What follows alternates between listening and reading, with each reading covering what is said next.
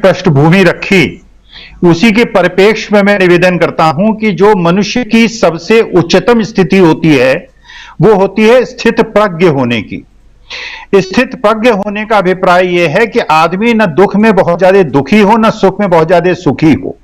जब आप गुरु नानक को देखते हैं, जब आप जीसस क्राइस्ट को देखते हैं, जब महावीर को देखते हैं, जब महात्मा बुद्ध को देखते हैं, जब श्री राम को देखते हैं, जब श्री कृष्ण को देखते हैं, जब 786 को देखते हैं, जब आप ओम को देखते हैं, जब आप उच्चारण करते हैं, तो आप देखते हैं कि उसमें शांति का अनुभव होता है। जब आप किसी भी धर्म के ईश्वर को देखते हैं तो उसमें शांति दिखती है। तो एक ऐसा व्यक्तित्व, वास्तविकता में उसके चेहरे को देखिए। जब उसके पिता की नृशंस हत्या हुई, जब उसकी दादी की नृशंस हत्या हुई, वो रो सकता था, वो सहानुभूति बटोर सकता था, वो जनता के सामने भीड़ में जाके रो सकता था कि मेरे पिता को मार दिया, मेरी दादी को मार दिया, मेरा साथ दीजिए, मैं अनाथ हो गया, मेरी रक्षा कीजिए, मेरा साथ दीजिए। शायद उसको वोट मिल जाते, लेकिन उस व्यक्ति ने ऐसा नहीं किया। ये योगी पुरुष के लक्षण हैं, न दुख में दुखी होना, न सुख में सुखी होना। वरना तो हमने एक ऐसे योगी को देखा है, पुलिस को देखते हुए जो महिला की सलवार कमीज पहनकर भागते हुए बेहवास हमने देखा है, तो ये योगी के लक्षण नहीं है।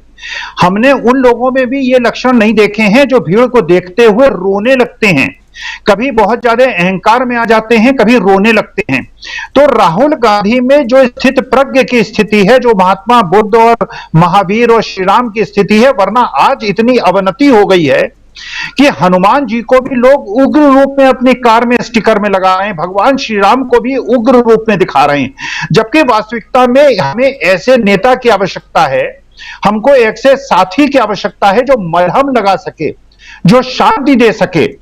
जबकि वास्तविकता में हमें ऐसे नेता की आवश्यकता है, हमको ऐसे साथी की आवश्यकता है जो मलहम लगा सके, जो शांति दे सके, जो हमारे जो सनातन धर्म के मूल्य हैं उनकी स्थापना कर सके। हमें उग्रता नहीं चाहिए, हमें उग्र स्वभाव नहीं चाहिए। वरना हमने देखा है, उस व्यक्ति को भी देखा है जो इस बात पे रोता है कि मैं गरीब घर में पैदा हुआ, मैंने चाय बेची, मेरी मां झाड़ू पोंछा करती थी, और उसने सहानुभूति बटोरी। इस व्यक्ति ने सहानुभूति नहीं बटोरी, और इसने अपने व्यक्तित्व से यह दिखा दिया। जब ये साउथ से नॉर्थ की तरफ चल रहा है, कितने प्रकार के प्रहार हुए, ईडी का इस पे वो हुआ, इस पे सीबीआई का अटैक हुआ, हर तरह की चीजें हुई। और इसकी मां को भी अगर आप देखें, सोनिया को जी देखें, जो एक नारी का उच्चतम रूप है, शांति, उनके चेहरे को देखिए तो शांति दिखती है, कहीं उग्रता नहीं दिखती है।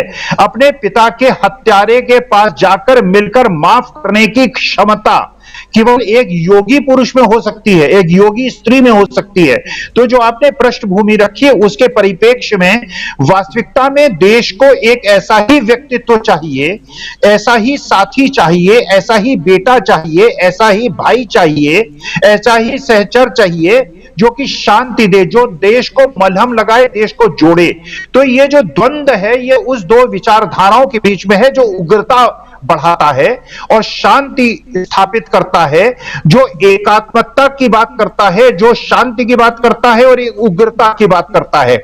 तो वास्तविकता में ये जो एक उद्गार बह रहा है, नदी जो दक्षिण से उत्तर की तरफ बह रही है, ये एक ऐसी धारा है जो देश को न केवल जोड़ रही है, बल्कि हर धर्म संप्रदाय को एक प्रकार का मैसेज दे रही है कि हम सब एक हैं, हम एक रहेंगे, भारत को हमें विश्व गुरु बनाना है, और हम बंटे तो हम कटे, हम खत्म हो जाएंगे।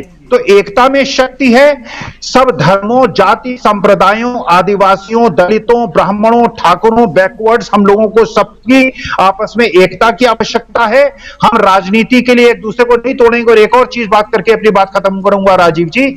राहुल गांधी से लोगों ने कहा, इस समय देश में जो युद्ध चल रहा है, जिस प्रकार की धारा चल रही है, आप मुसलमान क्षेत्रों में मत जाइए, आप मुसलमानों को अपने साथ मत आने दीजिए। आप उन हिंदुओं को बुलाइए जो माथे में टीका लगाएं, जिनकी जटाएं हो, जिनके गले में रुद्राक्ष माला हो सकता है उससे वोट मिल जाते।